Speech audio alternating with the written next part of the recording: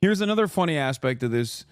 When chaebols get punished, because they do, which is weird, and in comparison to what happens in America, where they never get punished, chaebol style people. But when they do get punished, they still retain control over their companies.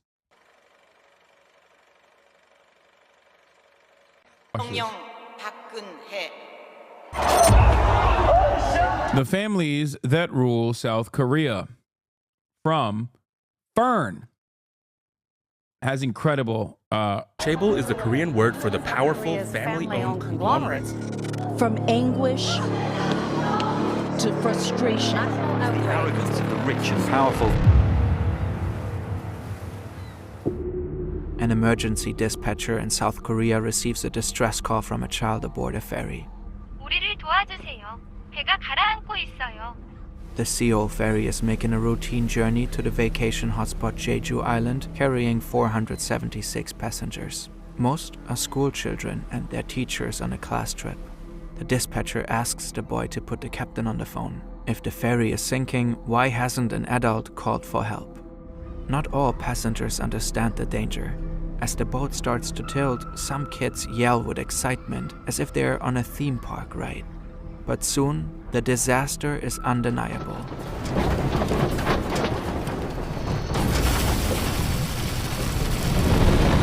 Panic breaks out. Shortly after, the 6,800-ton vessel sinks. The boy who made the distress call and 3 other passengers, most other kids, drown. The tragedy traumatizes the nation. How could this happen? Who is responsible? Initially, the crew is blamed for incompetence and cowardice. When the boat was clearly sinking, the captain told the doomed passengers to stay put in their cabins. He and several crew members fled the scene and left the kids to drown. The South Korean president says their actions are akin to murder, and the captain is sentenced to life in prison. The Korean Coast Guard is also blamed for their sluggish response and for severely fumbling the rescue mission.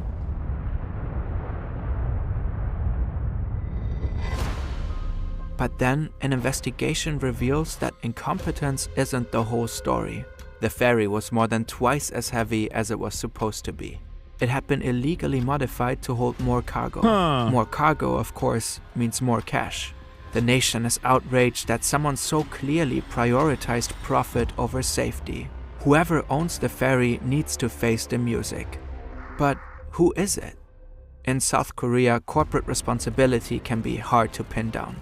Family-run conglomerates control sprawling networks of subsidiaries. Complex structures often hide who's really in charge. Some families control so much wealth they're deemed nearly untouchable. Time and again they dodge responsibilities for crimes, yet continue to amass wealth and influence.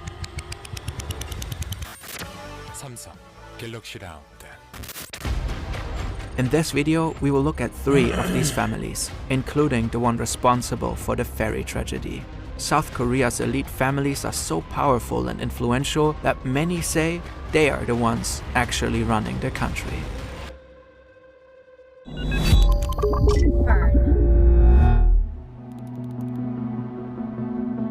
The South Korean economy is an exceptional success story. After the Korean War in the 1950s, it was one of the poorest countries in the world. Today, it is the 14th biggest economy in the world.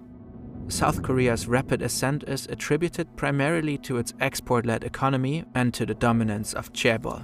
Chaebol are large business conglomerates that are owned and run by family dynasties. Just after the war, the country's military dictators jump-started these family businesses with capital to rebuild South Korea's key industries. The chaebol thrived and diversified into sectors like tech, finance, and manufacturing.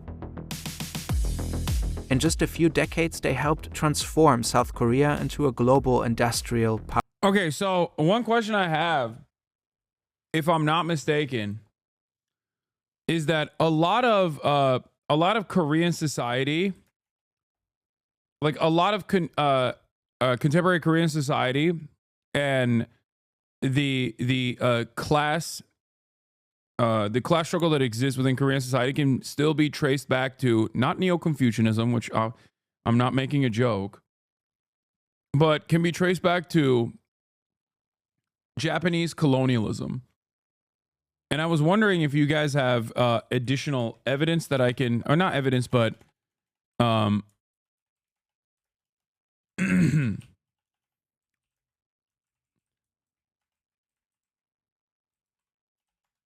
or any sort of extra reading that I can do on the matter, because why would chaebols be an advantage for economic development? Doesn't oligarchy stifle growth? From what I understand,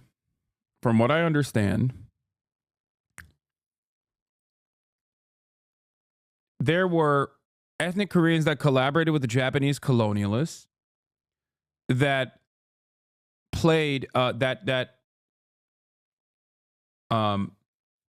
ultimately became the chaebol families.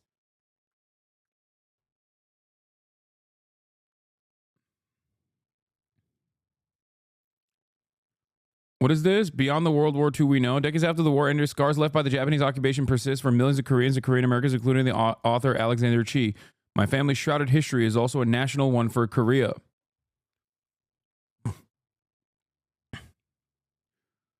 The author Alexander Chi looks back at the dark legacy of the Japanese occupation of Korea and a once unknown personal connection to it. Medicine and Empire, Texas A&M historian examines mobility and motivation, unraveling medical truths behind the 20th century Japanese colonization of Korea. No, this is not what I was looking for. I was looking for the powerful families that dominate the Korean economy were originally linked back to Japanese colonialization, and that they were the like the chaebols now are the remnants of the long-standing collaborators with Japanese colonialism.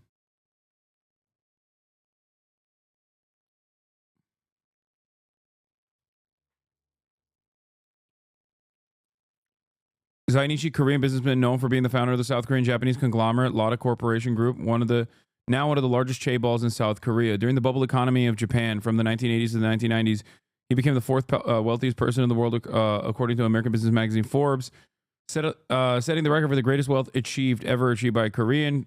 Driven by a lifelong desire to contribute to his homeland, South Korea, his dream of the Lotte World Tower, the sixth tallest building in the world and the highest in the Korean Peninsula, was realized in 2016, and he died in 2020. Shin Hyuk Ho.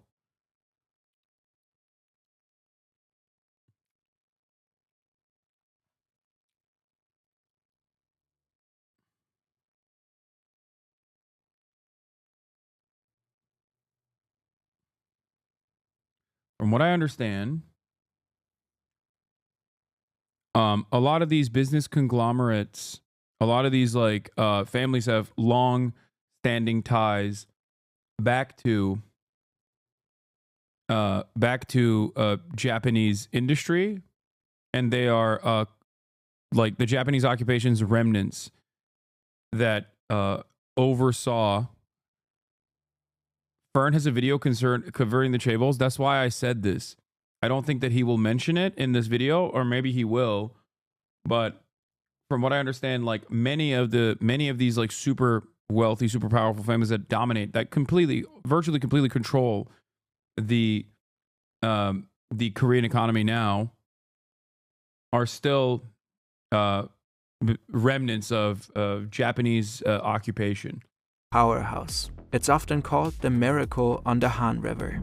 South Korea's top companies, Samsung, SK, LG, and Hyundai, are all family-run chaebol, and chaebol revenues account for the majority of the country's wealth. Samsung alone is responsible for a significant part of the country's GDP. For 2024, Bloomberg Economics estimates a record-high contribution from the company. According to their calculations, Samsung will likely be responsible for about half of the country's economic growth. When we work on stories like this one, we found it really helps to visualize the data. Brilliant is an amazing tool we've used to better understand data and see the connections between number sets. Their data visualization course is an excellent way to learn how to analyze trends and make data-driven decisions, all through interactive hands-on Ethical lessons. reacts. Plus, you can learn at your own pace, right from your phone. Brilliant is a powerful platform for building problem-solving skills across math, programming, AI, and more. Their content is designed by world-class experts from MIT, Caltech, Google, and more. You can work your way up from first principles and build your understanding up to advanced concepts, all by playing with the concepts, not by rote memorization. Learning by doing in this way is proven to be up to 6 times more effective than watching lecture videos, and it works with as little as 5 minutes per day. Brilliant is offering Fern viewers a 30-day free trial and 20% off their annual subscription. Head over to brilliant.org/Fern to check it out. Alright, back to chaebol and their massive impact on the South Korean economy. All this concentrated wealth leads to a lot of concentrated power. Chaebol families enjoy a very cozy relationship with the federal government. They receive subsidies, tax incentives, and special favors. And political leaders rely on chaebol for support and advice. For decades, chaebol were widely celebrated as the pivotal drivers of South Korea's economic miracle. But the 1997 Asian financial crisis challenged the standing of the families. 13 of the top 30 chaebol went technically bankrupt, revealing the risks of an economy relying so heavily on just a few companies. Nowadays, more and more South Koreans express concerns about the dominance of these conglomerates. Not only that, as the decades passed, the public watched chaebol repeatedly caught up in scandals and crimes, embezzlement, bribery, labor law violations, health crises. For too long, the government has gone easy on these dynasties, and the people are increasingly fed up.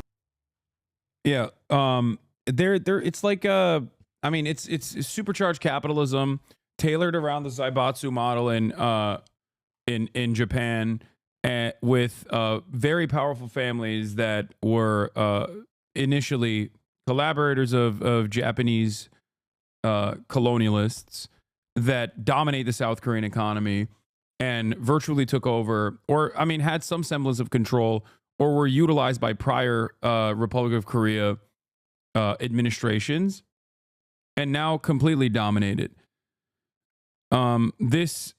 There's a couple different articles. This is from Yonsei University. The driving thesis behind the study is to place the formation of Korean chaebol squarely in the 1950s, corresponding directly with the outbreak and conduct of the Korean War. The Korean War provided enough new market demand for the immersion of Korea's chaebols. During and after the war, disposal of ex-Japanese enterprises, relief funds, and government reserve dollar allocations and bank finance loans provided the grounds for the formation of chaebols. This study emphasizes the need to couple the chaebols' rent-seeking behaviors with their divergent strategies and abilities to utilize and maximize productivity. It substantiates from case studies that, contrary to conventional wisdom, political factors are neither the sole nor majority cause for the growth of these chaebols. Rather, their growth owes largely to the government's economic policies and their economic strategy and the market adaptability. In short, the emergence of Korean chaebols originates in the 1950s in the war's aftermath, and the developmental trajectory of chaebols is characterized by an economic factor, pulled continuity, rather than political factor, pushed discontinuity. This isn't what I was specifically looking for. I'm talking about the who became these powerful families and what they did before the 50s is what I'm looking for. But anyway,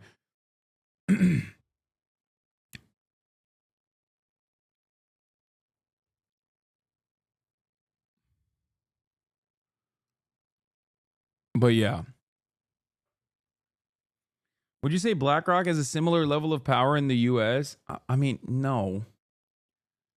Yes, BlackRock is tremendously powerful, but the whole point of chaebols is that power is concentrated in the hands of a few families rather than, it's still bad, and it's a different version of capitalism.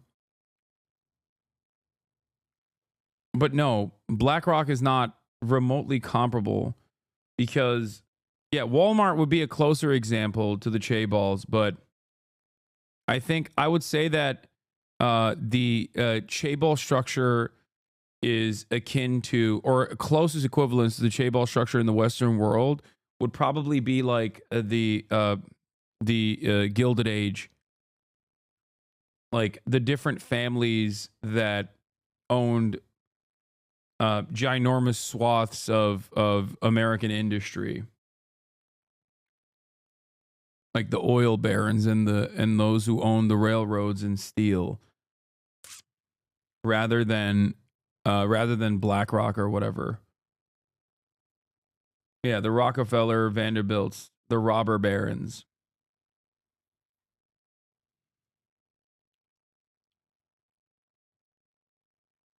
But yeah, Lee Byung-chul, founder of Samsung Group. The history of South Korea after 1945 was tremendous and almost unprecedented economic success. The country, which was recently, as 1960, was universally seen as a basket case. A nation without any economic prospects was transformed into one of the world's major economies within the lifespan of just one generation. This impressive transformation was led by large business conglomerates known as chaebol. The South Korean economy has been dominated by these vast enterprises, producing everything from super tankers and passenger cars to petrochemicals. The majority of these conglomerates are essentially grossly overgrown family businesses. Each chaebol was, and most still are, owned and managed by a particular extended family. There are black myths around the chaebol as well. According to the left in South Korea, the chaebol are an embodiment of evil capitalist forces. It is. It quite literally is. It's not a black myth, Korea Times. Their rise was possible through collusion with corrupt politicians and greedy, ruthless profiteers.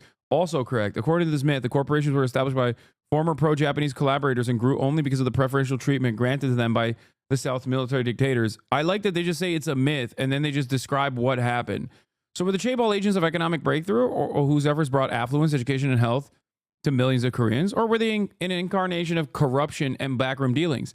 As is usually the case, both myths contain a kernel of truth, but are wrong on some important counts as well. Let's see how they're wrong.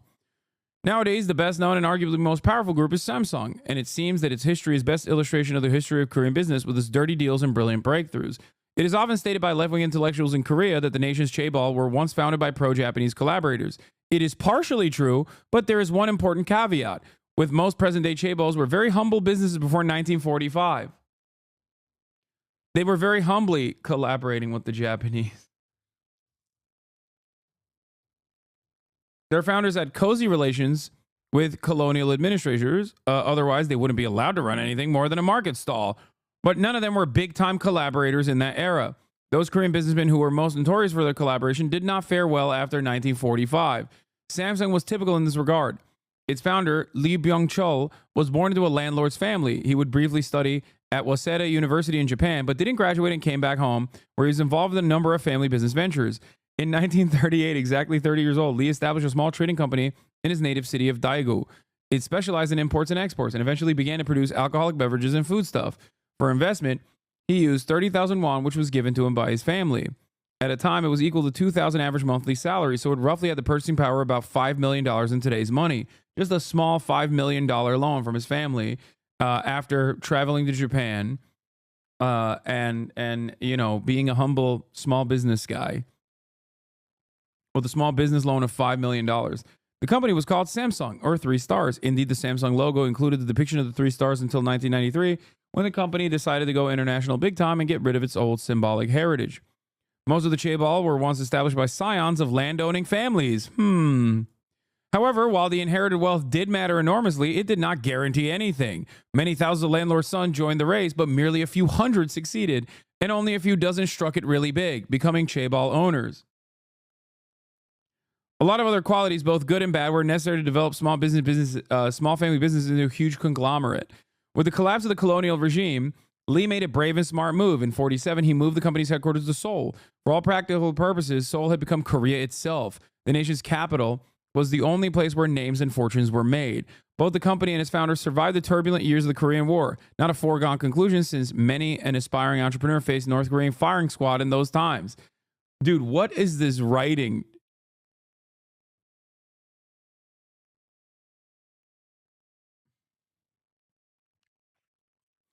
Lee knew how to succeed. He maintained cozy relations with the Ri Seung-man government, and this helped. Okay, so I love this article because it straight up says these random left-wing Korean academics who just create these myths around the chaebols. Some of it is true and some of it is not. Let's take a look, and then just goes forward to basically say everything that the left-wing Korean academics are saying is true. Like virtually everything. So what's the myth? Not to sound stupid, but is this propaganda? I mean, it's Korea Times. Obviously, they're not, card-carrying commies.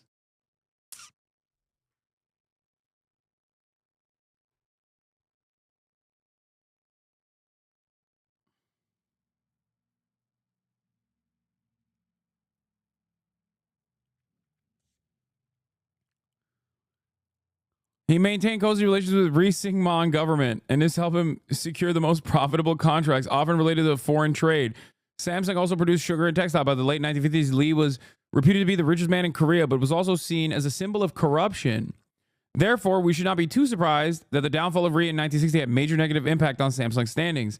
When in 1961, the Korean army staged a military coup and then lauded by the army propagandists as the May 16th revolution, Lee was overseas in the house of his Japanese wife. He had a Korean wife too, but East Asian businessmen have never been known for their phobia of polygamy. He maintained 2 households almost openly.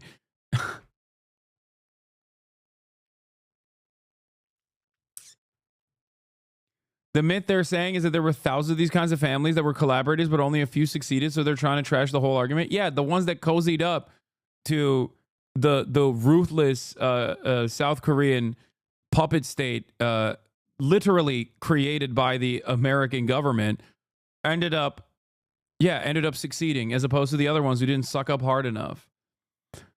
In Tokyo, he learned that he was the very top of the list of corrupt businessmen to be investigated by the new regime. After some deliberation, he came back to Seoul to hold meetings with Major General Park Chung-hee, head of the emerging military regime. They made a deal. All of his past misdeeds would be forgiven so long as he would be willing to work towards the major goal of the new government, that being the transformation of Korea into an industrial nation.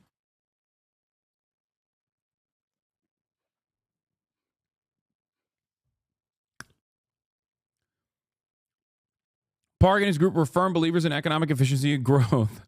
They wanted to remake Korea, then one of the poorest nations of all of Asia, into an industrial powerhouse. Back then, this would have been seen as a pipe dream, since Korea had no resources, no capital, no expertise, even though it did have an abundance of cheap and disciplined labor. One other thing that Korea had was a launching pad for American intervention in the region. So that certainly helped, because everything that the South Korean government did was funded by the American government. So there's that. That part of it is also, I think fairly important. Funded by the American government, either by way of continued collaboration with Japanese industry, which was also controlled by the American government at the time, and still is to a certain degree, or directly funded by the American government, because it was a bulwark against. And this might come as a surprise to you guys, because we've seemingly talked quite a bit.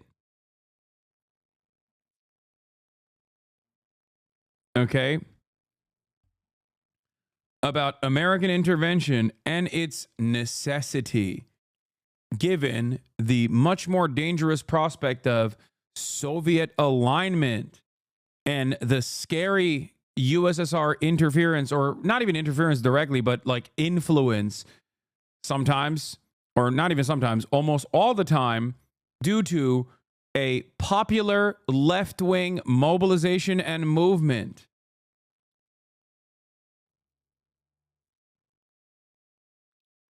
Interesting to think about. Korea's government decided to remake the country into a huge factory which would import raw materials and technology and then export the finished products overseas. But Park believed that only big companies could succeed in the international market, so he handpicked a few dozen firms which were given major privileges and government support. So this is further evidence,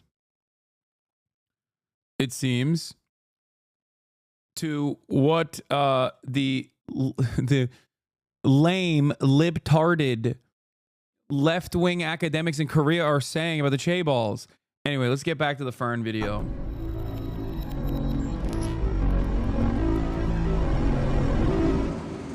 The Nutgate one is really funny. I mean, these are some of the more like modern versions of like very obvious corruption. some of which we've covered extensively on this broadcast. Nutgate is really funny, obviously. There's also probably numerous instances where they talk about like the daughters of wealthy politicians and chaebol members or whatever cheating in school. That's the two things that Koreans get really mad about: cheating in school and chaebols behaving in an insane manner in broad daylight in public, oftentimes, maybe even sometimes on U.S. soil, like Nutgate. In December 2014, Korean Air Vice President and heiress Heather Cho had an infamous meltdown. It was over a couple of macadamia nuts. A flight attendant had the gall to serve her nuts in a bag instead of on a plate. Cho shouted abuse. She then called over the cabin crew chief and made him kneel to ask for forgiveness. Under her orders, the passenger plane returned to the gate, where the cabin crew chief was fired on the spot.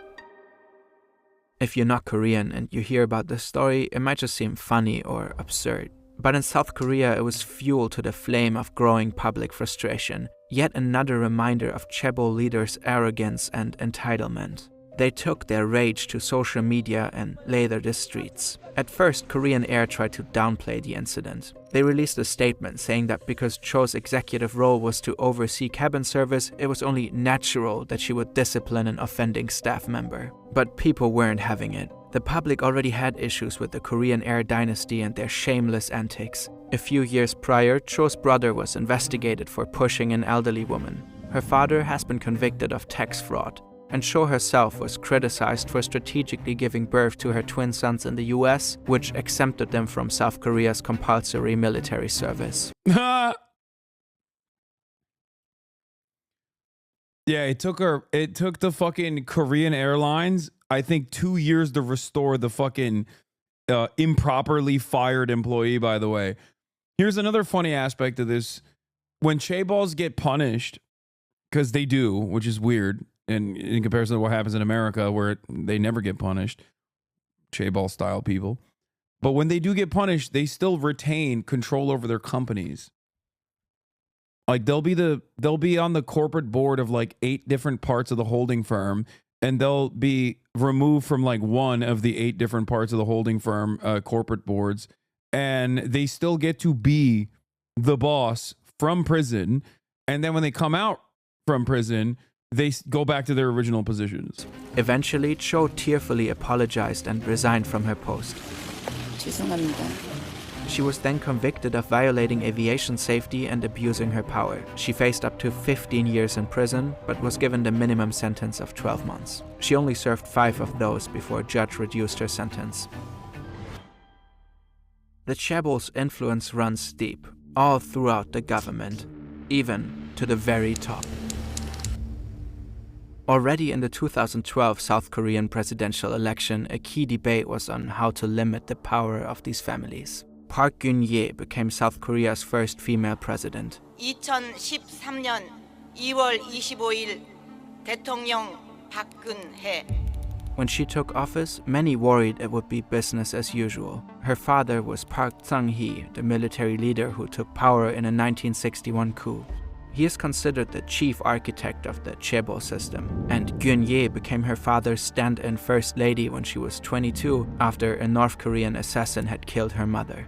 Park Chung-hye's admirers credit him for the miracle on the Han River. His critics remember the cruelty of his iron-fisted rule and his imprisonment of dissidents. One of these was Miss Park's key rival in the election. His name is Moon Jae-in, a former human rights lawyer and anti-authoritarian activist during the dictator's reign.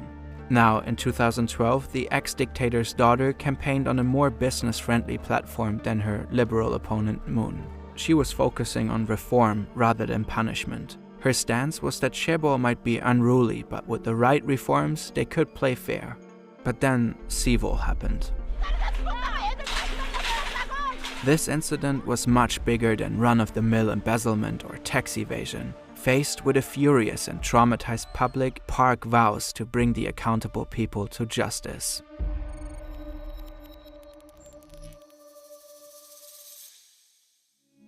After analyzing complex financial records, the Yu family is eventually found to own the ferry. The Yus are well known for their eccentric patriarch, a reclusive businessman slash cult-like pastor slash aspiring artist named Yu Byung-on. The president says he and his family are the root cause of this calamity and issues a warrant for their arrest. Yu Byung-on keeps a low profile and is rarely seen in public. He's known as the millionaire with no face, and now he's nowhere to be found.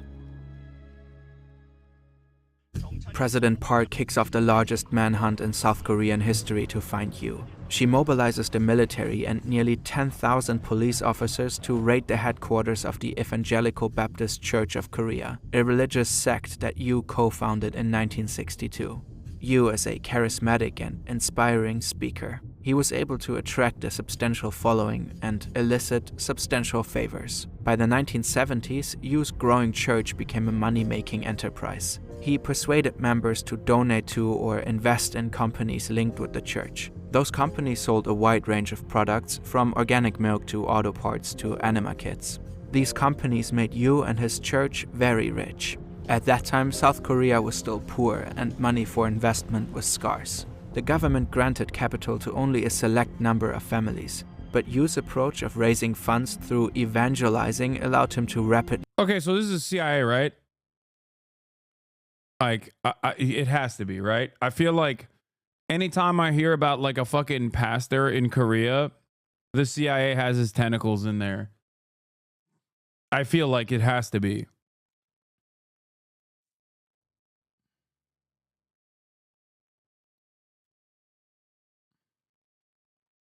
And no, I don't mean the KCIA. I mean like the CIA, which is also the KCIA. The Korean CIA is literally just still the CIA. Grow his businesses even without governmental support. By the 1980s, his business network was considered a mini chaebol. But then controversy hits.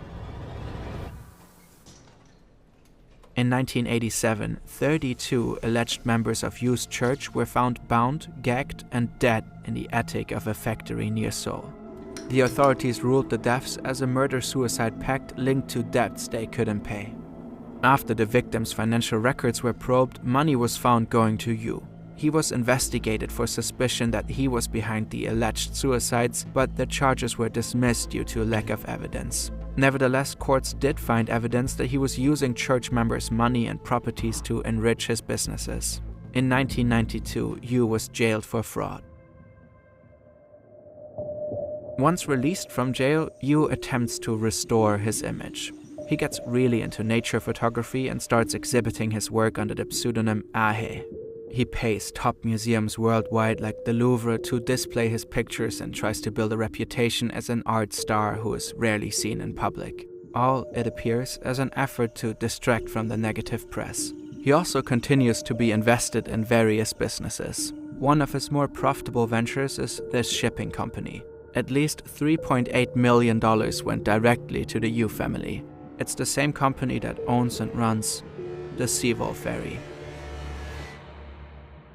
2 months after the ferry sank, Korean police raid Yu's compound. Hundreds of sect members are protesting the raid and attempt to build a blockade. A large banner reads, "We'll protect Yu Byung-on even if 100,000 church members are all arrested." Helicopters swirl overhead. Some cult members threaten to fight the police. Others vow to die as martyrs. But after combing... Much of the fish in American sushi restaurants caught by the Moonies? Yes. The Moonies are responsible for bringing sushi to the United States of America. And still operate many of the sushi restaurants and directly sell to almost all of the sushi restaurants. The massive compound, the cops leave empty-handed. They don't know it yet, but Yu is hiding in a secret closet 300 kilometers away in his holiday home. A few days after the raid, and 18 days after Yu was last spotted, a farmer finds a dead body face up in an... And the Moonies are linked to that one guy in Texas with his gun cult? He's not in Texas, he's in Pennsylvania, but yes. The Church of Iron, I think it's called, right? The fuck was it called? The one where they fuck the guns and like get married to the guns? The Gunfucker Church. It's not Texas. You would think it's Texas, but I think it's in Pennsylvania. Yeah. Rod of Iron Ministries. Oh, they moved. Apparently, they're not in Pennsylvania anymore. They moved to Tennessee. Yeah, the Gunfucker Church.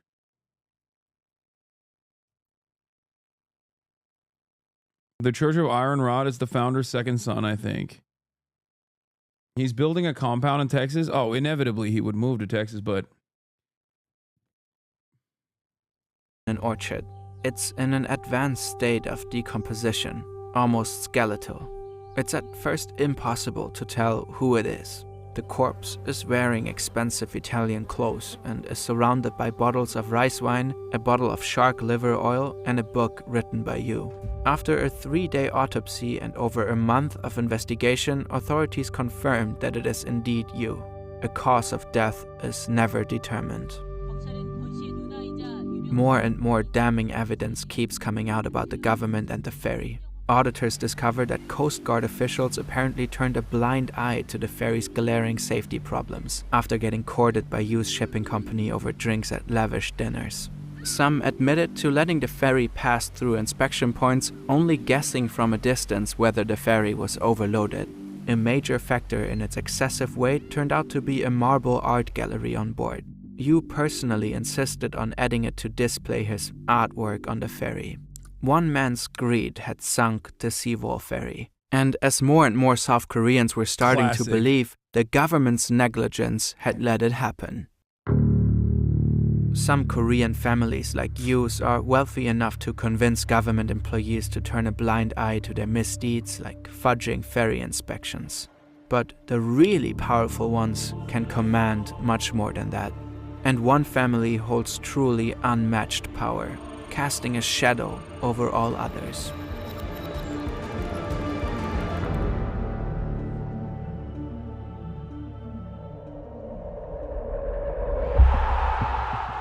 In the months after the Seawall tragedy, candlelight vigils turn into weekly protests, calling for truth and accountability for the government's involvement in the disaster. Frustration grows and people start demanding for Park to be impeached.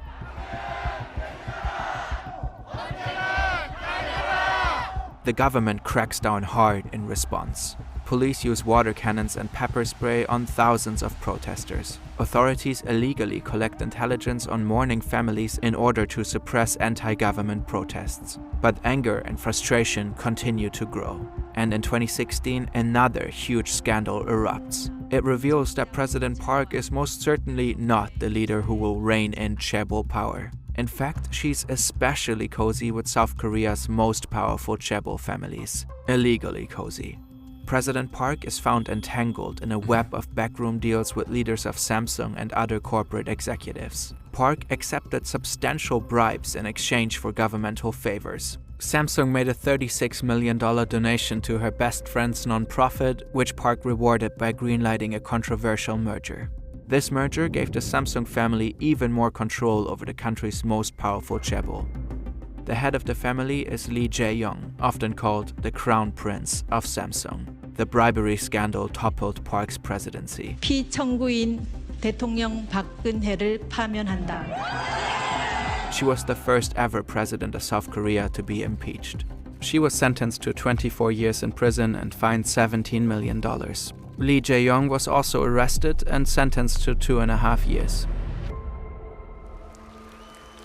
I think one of the ways in which like America does things differently is I think they do a better job of like one, propagandizing some of the more destructive elements of capitalism. And I think they also do a better job of spreading out the pain or spreading out the harm, because when it's so isolated or so centralized to a couple families, it's like easier to just be like, those are the bad guys. They literally lord over us.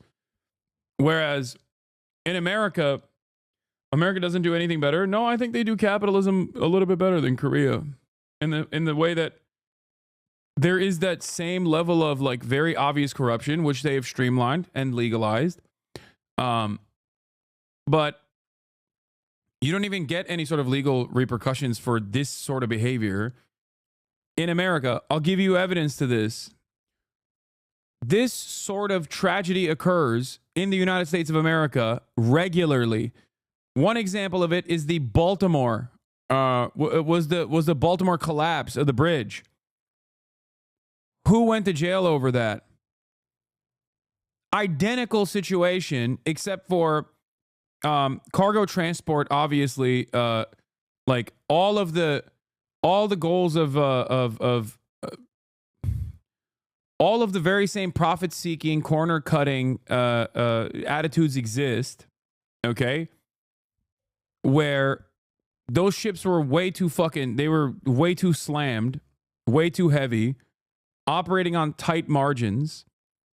They blew up a fucking bridge in the process, and there was not even a question about like who was responsible for it.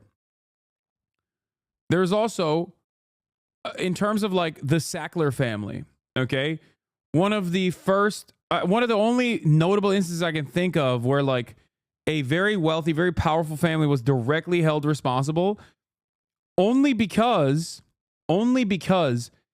they were responsible for hundreds of thousands of deaths. Okay, not like 100, not 400, hundreds of thousands of deaths, right? They had direct intervention, direct involvement, directly lied, like played a role in lying to medical professionals. They also played a role in basically changing the way that like the American healthcare structure works in terms of creating like pain relief clinics and things of that nature. And the family itself did not withstand significant legal scrutiny. Like no criminal punishments were dished out. They're still allowed to operate. There was an initiative to basically take the fucking to take their wealth away, and even that didn't happen, right? So I guess my point is, these guys have like some semblance of a legal structure where they try to like at least fake punish the people responsible for it, like powerful people. We don't even fucking do that. We don't even do that in America. And also on top of that, because there are so many pain points, so many different vectors of harm in daily American existence at the behest of,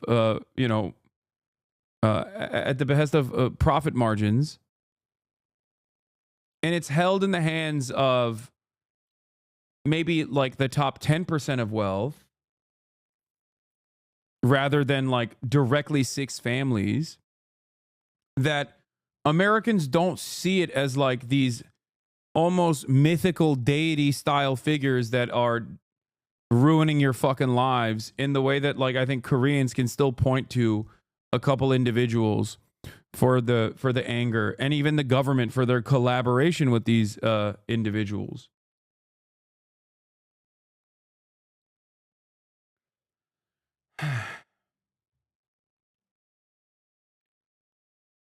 So,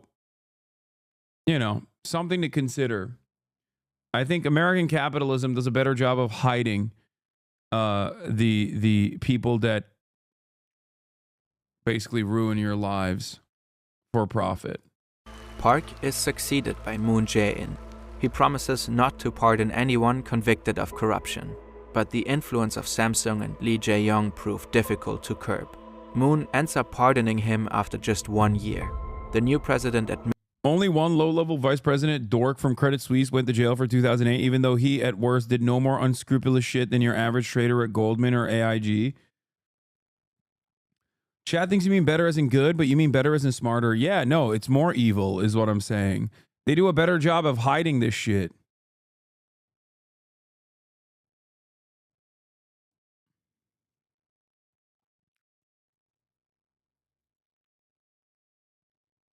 In Korea, you still have the fantasy of breaking down the manor walls of some oligarchs as a form of revolution. In the US, is entirely diffused in public consciousness.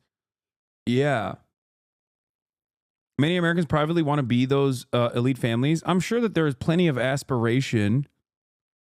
I'm sure that there's plenty of aspiration amongst the Korean population. That's why they're so fucking That's why they so hyper focus on this like meritocratic myth that is supposed to exist in Korean society. That's why they get extra mad when someone cheats at school, okay?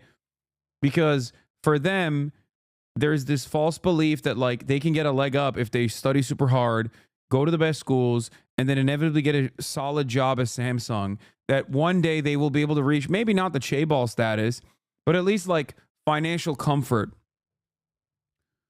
That's why they fucking lose their shit when someone cheats at school. They go crazy over it, okay?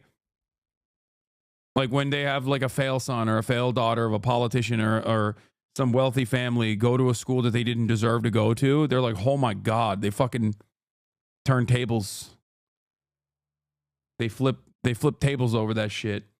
So I guess my point is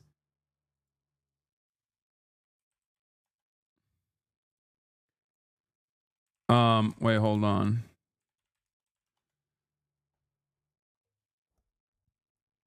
There is still definitely this wanting for being a part of the powerful in Korea as well, but I think they just have like more due to the concentrated amount of power directly in the hands of a couple families.